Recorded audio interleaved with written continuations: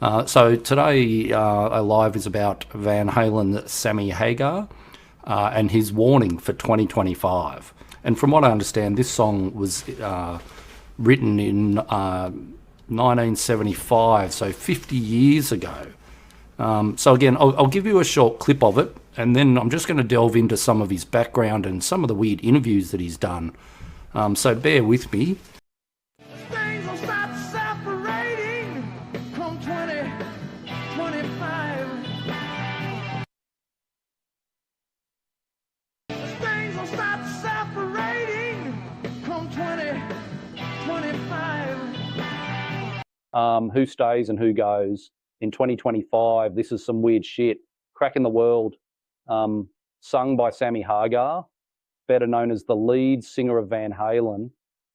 I found out what it is that's been driving me mad. There's no room to breathe between the good and the bad, a crush in between.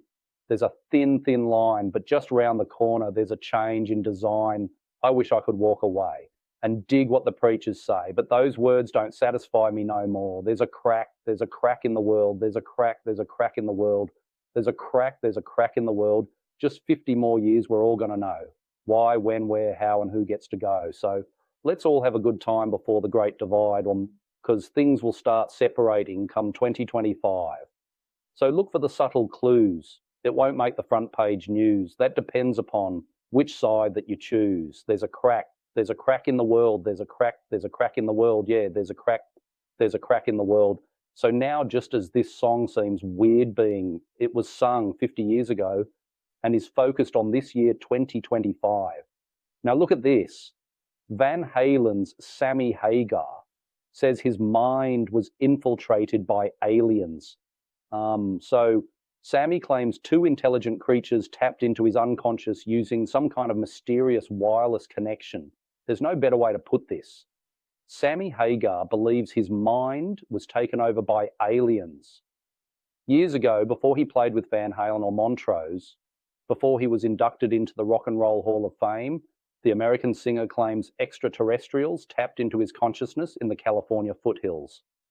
I know there's something out there, he explained, and someday they'll come.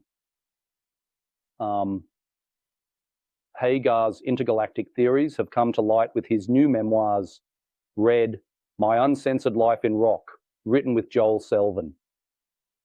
I was lying in bed one night, dreaming, he recalls in the book. I saw a ship and two creatures inside of this ship. I couldn't see their faces. I just knew that there were two intelligent creatures sitting up in a craft in the Little Creek Forest area about 12 miles away in the foothills above Fontana.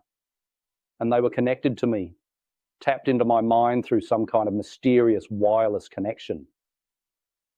In a new interview with MTV Hive, Hagar said he wanted to write a lot more about UFOs, but Selvin talked him out of it. He'd be like, oh, people don't want to hear that shit. But Hagar could write a whole book just devoted to aliens, he said. No, I love it, man. I'm into it deep. Although Hagar's vision of an alien spaceship was part of a dream, he insists he was seeing something real. It friggin' happened, the 63-year-old explained. Aliens were plugged into me, either a download or an upload. They were tapped into my brain and the knowledge was transferred back and forth. I could see them and everything while it was happening, like an experiment. Let's see what this guy knows. Nor was this his first close encounter. When he was 4 years old, he claims, he saw something he didn't include in his book. I saw what I considered to be, well, at the time I thought it was a car with no wheels, he said. We lived out in the country and I saw this thing floating across a field, creating this big dust storm. I threw rocks at it and shit, and I don't know what happened after that. Asked if he thinks he blacked out, Hagar replied, I guess. I just have no memory of it. And that wasn't a dream. It was during daylight. You know, there's something going on, Howard. I don't know what it is, but, you know, I've been touched in weird ways sometimes in dreams and while I'm awake, and you're thinking it's a dream, and things happen. My father visited me. My manager, when he died, visited me the night they died. Yeah, but wait a second. It's deeper than that, Sammy. What you're saying is, if I have it right, your father, hard-drinking man, tough guy. Died under a park bench, basically. I mean, in the back of a car, a police car, but they pull him out from a park bench, you know what I mean? And the night he dies, there's a knock on your door. You hear a distinct knock. You were sleeping or you were awake? I got up and answered the door, Right.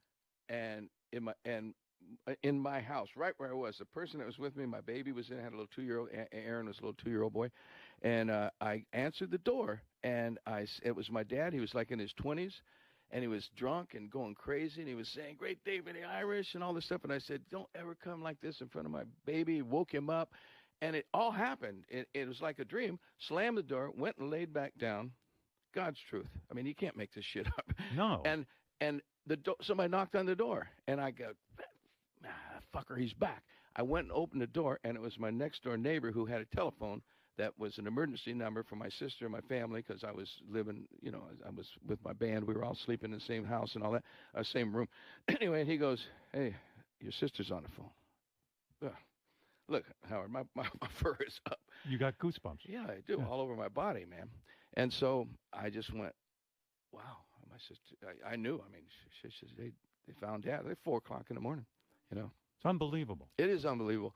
And that's happened. Do you ever twice. think, since it's happened, do you think maybe you were asleep, or you were awake when your father visited you? I don't know. That's too out there, man. What was the second time it happened?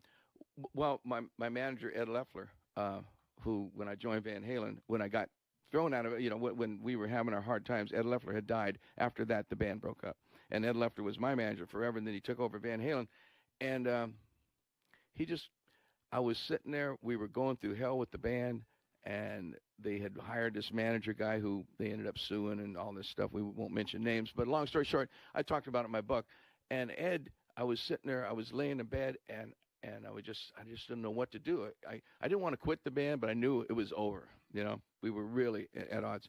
And Ed comes to me, kneels down next to me in my bed. I'm going, fuck, I'm smelling him. He's a cigarette smoker, he had a certain smell about him, And I'm going, damn, Ed, what am I going to do? He says, don't worry about it. It's going to be okay, man. He says, he just came and flat said that and just straightened me right out. I said, fuck it. The next thing I know, I was thrown out of the band, and life was good for me. You know what I mean? Like, so do you believe in the afterlife?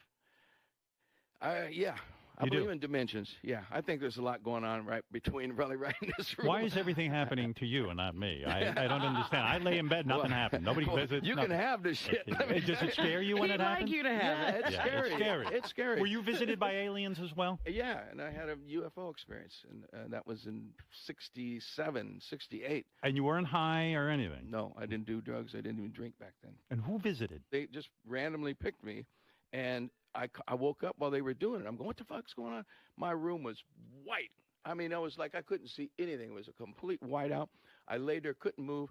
All of a sudden, they said in another language, just telepathy, this is done. He's waking up or whatever. And they yelled a numerical code that was obviously, like your passcode to get into your shit, Yeah.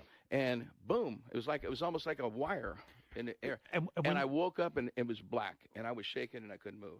And when you But all the same, he's talking about 50 years into the future, this year, 2025. So have a quick listen, and then I just think I'll wrap her up.